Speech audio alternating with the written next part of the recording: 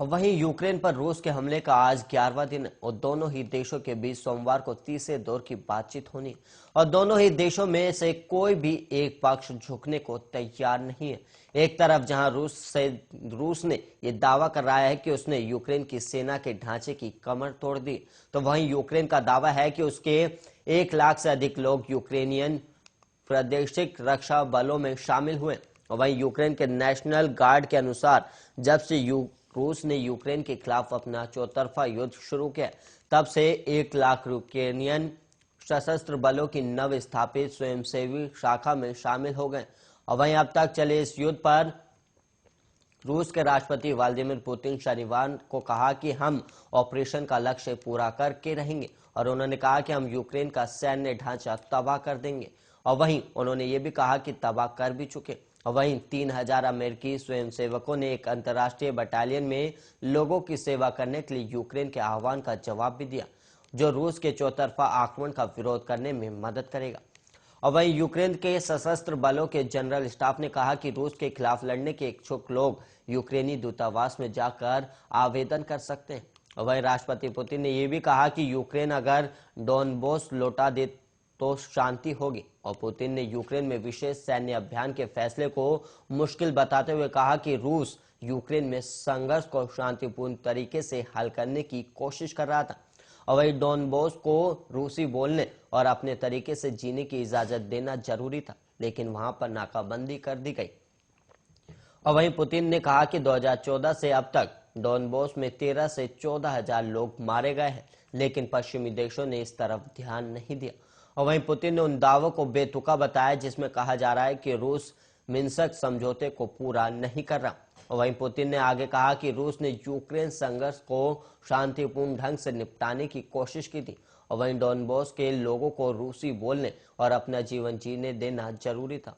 और वहीं पुतिन ने कहा कि यूक्रेनी पक्ष ने 6000 से अधिक विदेशी नागरिकों को बंधक बना रखा है और साथ ही यूक्रेन अपने नागरिकों के साथ और बुरा व्यवहार करता है। और पुतिन ने यह भी कहा कि यूक्रेन की तटस्थ स्थिति की जरूरत है जिसमें यह देश नाटो में शामिल ना हो।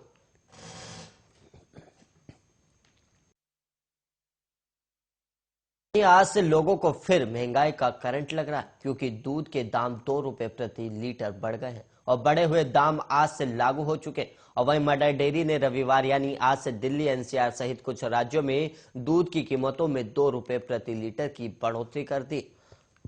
और वहीं आपको बता दें कि आज सुबह घरों में आने वाला दूध और मदर डेयरी बूथ से आने वाला हर एक लीटर दूध 2 रुपए महंगा होगा। और वहीं मदर डेयरी ने इससे पहले जुलाई 2021 में दूध के दाम बढ़ा दिए थे और अब इसका कहना है कि मिल्क प्रोक्योरमेंट में जुलाई 2021 के बाद करीब 8 से 9% की बढ़ोतरी देखी गई है, जिसके चलते इसे दाम बढ़ाने पड़ रहे हैं।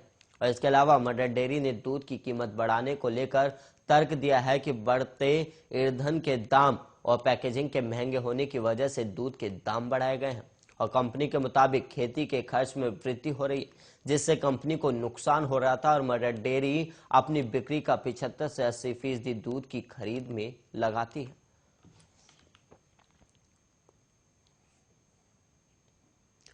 और वहीं गुजरात में शादी की दावत में खाना खाने के बाद 1000 से अधिक लोग बीमार पड़ गए और उन्हें अस्पताल ले जाया गया। और मामला मेहसाना जिले का है और पुलिस ने इस मामले की जांच भी शुरू कर दी। और वहीं पुलिस का कहना है कि जांच रिपोर्ट के आधार पर कार्रवाई की जाएगी।